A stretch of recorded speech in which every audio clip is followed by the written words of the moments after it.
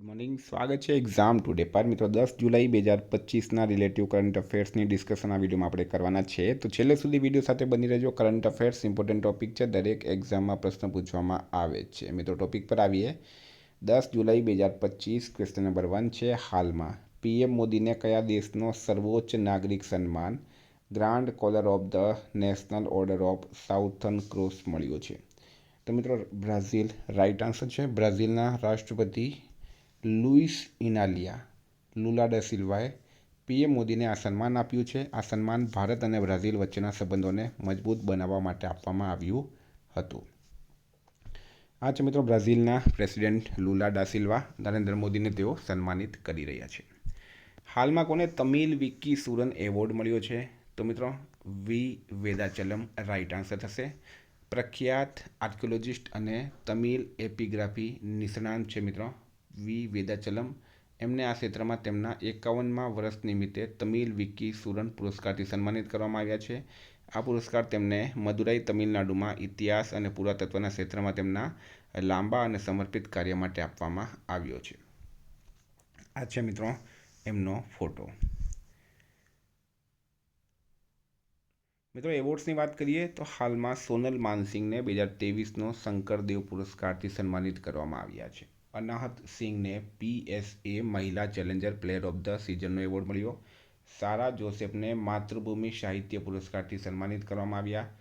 ઝારા ચૌધરીએ 2025 શક્તિ ભટ્ટ પુરસ્કાર જીત્યો છે. પીએમ નરેન્દ્ર મોદીને ધર્મ ચક્રવર્તીનું બિરુદ આપવામાં આવ્યું. પ્રધાનમંત્રી નરેન્દ્ર મોદીને સાયપ્રસના સર્વોચ્ચ નાગરિક સન્માન grand collar of the order ઓફથી સન્માનિત કરવામાં આવ્યા. આચાર્ય પ્રશાંતને સૌથી પ્રભાવશાળી પર્યાવરણવાદીનો એવોર્ડ મળ્યો છે. હાલમાં ઇટરનલે કોને ફૂડ ડિલિવરીના CEO બનાવ્યા છે? તો મિત્રો ઇટરનલની જે ફૂડ ડિલિવરી એપ્લિકેશન છે એના CEO બન્યા છે આદિત્ય મંગલા. આદિત્ય મંગલાનો તમે અહીંયા ફોટો છે, બરાબર. ઇટરનલના તેઓ ફૂડ ડિલિવરીના CEO બન્યા છે. ગુજરાત ક્રૂઝ ભારત મિશનનું નેતૃત્વ કરનારું કેટલામું રાજ્ય બન્યું? તો મિત્રો ગુજરાત બની ગયું છે પ્રથમ રાજ્ય. ગુજરાત મેરીટાઈમ બોર્ડે ક્રૂઝ ભારત મિશન માટે ક્રૂઝ શિપિંગ પોલિસીની રૂપરેખા નક્કી કરવાના ઉદ્દેશથી વર્કશોપનું આયોજન કર્યું હતું. વડાપ્રધાન નરેન્દ્રભાઈ મોદીના દૂરદર્શી નેતૃત્વમાં ગુજરાત ભારતના ક્રૂઝ પર્યટન ક્ષેત્રે અગ્રેસર બનવા તૈયાર છે. ક્રૂઝ ભારત મિશનના ભાગરૂપે ગુજરાતે પશ્ચિમ કિનારે વિવિધ સંભવિત ક્રૂઝ સર્કિટનો પ્રસ્તાવ મૂક્યો છે. વિદ્યાર્થી મિત્રો એક્ઝામ ટુડેનું લેટેસ્ટ એક વર્ષનું કરંટ અફેર્સ, બરાબર. આમાં તમને એક વર્ષનું પૂરું મંથલી કરંટ અફેર્સની PDF મળશે. સાથે Olympic, Paralympic, Covid, IPL, GI tag, બદલાયા નામ, ભારત ગુજરાતના વર્તમાન પદાધિકારી, પુસ્તક લેખક, company CEO, brand ambassador, award, જે કે સ્પોર્ટ, જે કે G20 summit, T20 world cup, FIFA world cup, election, જે કે અયોધ્યા, જે કે બજેટ, ચેમ્પિયન્સ ટ્રોફી, IPL, પદ્મ એવોર્ડ્સ. આ મિત્રો બધી ટોપિક વાઇઝ અલગ કરંટ અફેર્સની PDF મળશે. કોઈપણ એક્ઝામમાં એક વર્ષનું કરંટ અફેર પૂછાય છે. એક્ઝામ ટુડેનું current affair LRD, PSI, CC, bailiff, GPSC, બરાબર, STI તમામ પરીક્ષાઓમાં 100% પૂછાયું છે. PDF માટે માત્ર 200 રૂપિયા, બરાબર, માત્ર 200 રૂપિયા. 9510411961 પર ગૂગલ પે, ફોનપે, પેટીએમ કંઈ પણ કરો, સ્ક્રીનશોટ મોકલી આપો. ફ્રેન્ડ 2 મિનિટમાં PDF મળી જશે.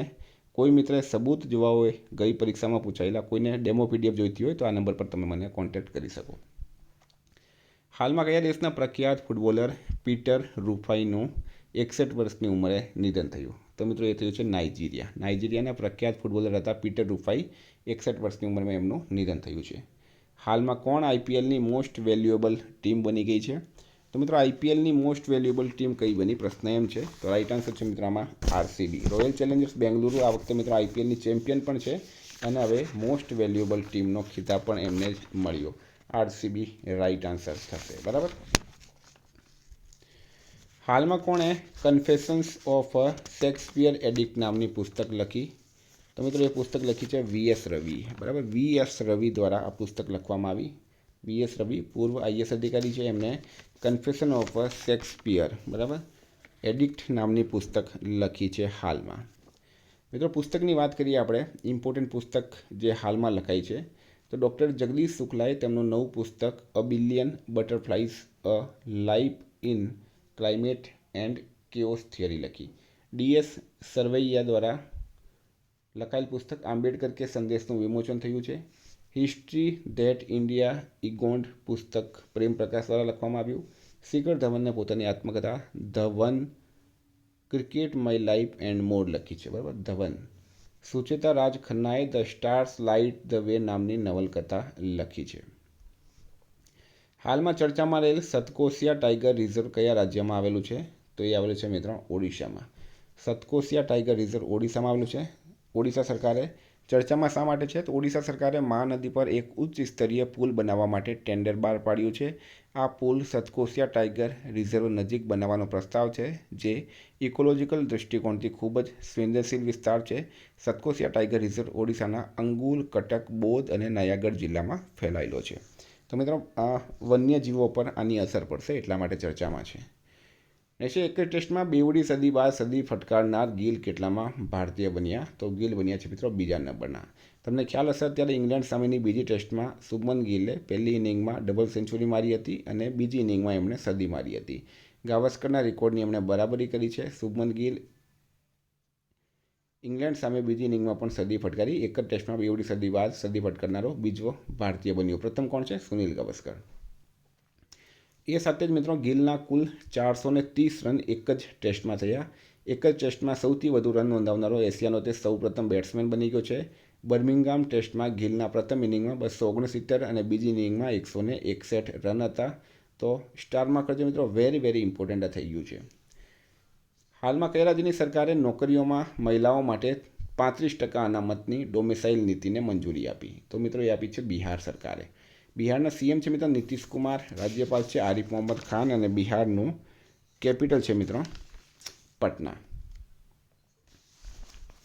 મિત્રો હાલમાં બિહાર સરકારે મહિલા સંવાદ અભિયાન શરૂ કર્યું. બિહાર કેબિનેટે કોસી મેચી આંતરરાજ્ય લિંક પ્રોજેક્ટને મંજૂરી આપી. બિહારના પૂર્વ ચંપારણ જિલ્લાના મોતિયારી શહેરમાં પ્રથમ સૌર્ય વેદનામ ઉત્સવ યોજાયો. બિહાર કેબિનેટ તમામ ગ્રામ પંચાયતોમાં 4026 કરોડ રૂપિયાના લગ્ન મંડપ યોજનાને મંજૂરી આપી છે. બિહારે એન્ડ્રોઇડ આધારિત મોબાઈલ દ્વારા ઈ વોટિંગ સિસ્ટમ લાગુ કરવાનો નિર્ણય લીધો છે. બિહારના મુખ્યમંત્રીએ વિક્રમ સોલાર પાવર પ્રોજેક્ટનું ઉદ્ઘાટન કર્યું છે. આટલું તમે બિહાર વિશે યાદ રાખો. હાલમાં કોણે બ્રિટિશ ગ્રાન્ડ પ્રિક્સ જીતી? તો મિત્રો લેન્ડો નોરિસ. બરાબર, લેન્ડો નોરિસે હાલમાં બ્રિટિશ ગ્રાન્ડ પ્રિક્સ જીતી છે. હાલમાં 600 મેગાવોટ ક્ષમતાવાળી વિદર્ભ ઇન્ડસ્ટ્રીઝ પાવર લિમિટેડનો અધિગ્રહણ કોણે કર્યો છે? તો એ કર્યો છે મિત્રો અદાણી પાવરે. અદાણી પાવર દ્વારા 600 મેગાવોટ ક્ષમતાવાળી વિદર્ભ ઇન્ડસ્ટ્રીઝ પાવર લિમિટેડનો અધિગ્રહણ કરવામાં આવ્યું.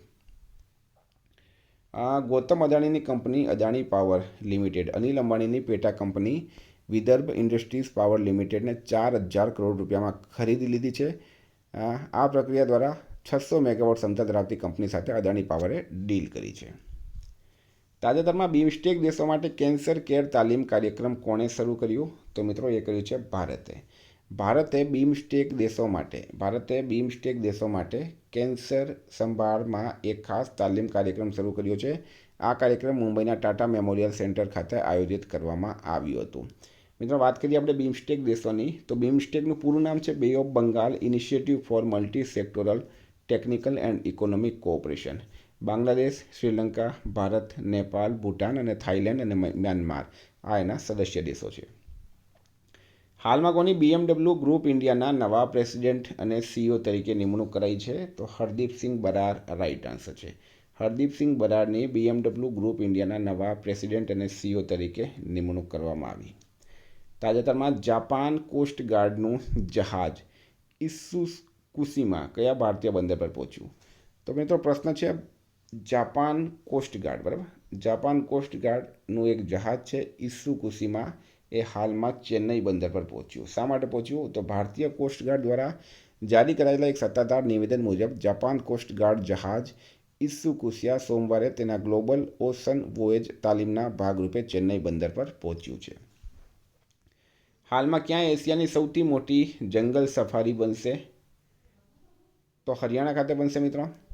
ડિટેલમાં માહિતી આપું તમને તો હરિયાણા અરાવલી પર્વતોમાં એશિયાની સૌથી મોટી જંગલ સફારી વિકસાવવાની યોજના ધરાવે છે. આ પ્રોજેક્ટ આશરે 10,000 એકર જમીનને આવરી લેશે. તેનો ઉદ્દેશ્ય પર્યટનને પ્રોત્સાહન આપવા, વન્યજીવનનું સંરક્ષણ કરવા અને જૈવ વિવિધતા જાળવવાનો રહેશે. હરિયાણાના સીએમ છે મિત્રો હાલમાં નાયબસિંહ સૈની. હાલમાં ભારતીય યાત્રાઓ માટે યુપીઆઈ સેવાઓ શરૂ કરવાવાળો 8મો દેશ કયો બન્યો? તો ત્રિનિદાદ અને ટોબેગોનો બન્યો. બરાબર. નરેન્દ્ર મોદી હાલમાં મિત્રો આ દેશની મુલાકાતે ગયા હતા અને ત્યાં યુપીઆઈ તો ત્રિનિદાદ અને ટોબેગો ભારતીય પ્રવાસીઓ માટે યુપીઆઈ એટલે કે યુનિફાઈડ પેમેન્ટ્સ ઇન્ટરફેસ સેવાઓ શરૂ કરનાર વિશ્વનો 8મો અને કેરિબિયન ક્ષેત્રનો પ્રથમ દેશ બની ગયો છે. તો મિત્રો આ હતા કરંટના પ્રશ્ન. વાત કરીએ આપણે રિવિઝનની. તો 9 જુલાઈ 2025 રિવિઝન પર આપણે આવી ગયા. હાલમાં કિસ્વાહિલી ભાષા દિવસ ક્યારે મનાવવામાં આવ્યો? 7 જુલાઈએ. ચહેરા સ્કેન કરી રાશન આપવાવાળો પ્રથમ રાજ્ય બની ગયો છે હિમાચલ પ્રદેશ. કોણ આરબીઆઈ ઇનોવેશન હબના નવા સીઈઓ બન્યા છે? સાહિલ કિન્ની મિત્રો રાઇટ આન્સર થશે. હાલમાં કયા રાજ્યમાં દેશનું બીજું સૌથી મોટું અવકાશ મથક બનશે? ગુજરાત રાઇટ આન્સર છે. 2024માં કયો દેશ દુનિયાનો ચોથો સૌથી મોટો બાયોફ્યુલ ઉપભોક્તા બન્યો? ભારત. પીએમ મોદીએ કયા દેશના રાષ્ટ્રપતિને બુચ સાઇડ પથ્થર પર બનેલ ચાંદીનો સિંહ ભેટમાં આપ્યું છે? અર્જેન્ટિના રાઇટ આન્સર છે. કયા દેશના માઉન્ટ સિનમોય ડેકે જ્વાળામુખીમાં વિસ્ફોટ થયો? મિત્રો જાપાનમાં. 10.2 સેકન્ડથી ઓછા સમયમાં 100 મીટર દોડ પૂરી કરવાવાળા ભારતીય બની ગયા છે અનિમેશ કુજુર. એશિયન પેરા આર્ચરી ચેમ્પિયનશિપમાં પુરુષોની રિકર્વ ઓપન કેટેગરીમાં હરવિંદર સિંઘે ગોલ્ડ મેડલ જીત્યો. હાલમાં ભારત અને ત્રિનિદાદ અને ટોબેગોએ દ્વિપક્ષીય સહયોગ વધારવા માટે 6 કરાર કર્યા છે.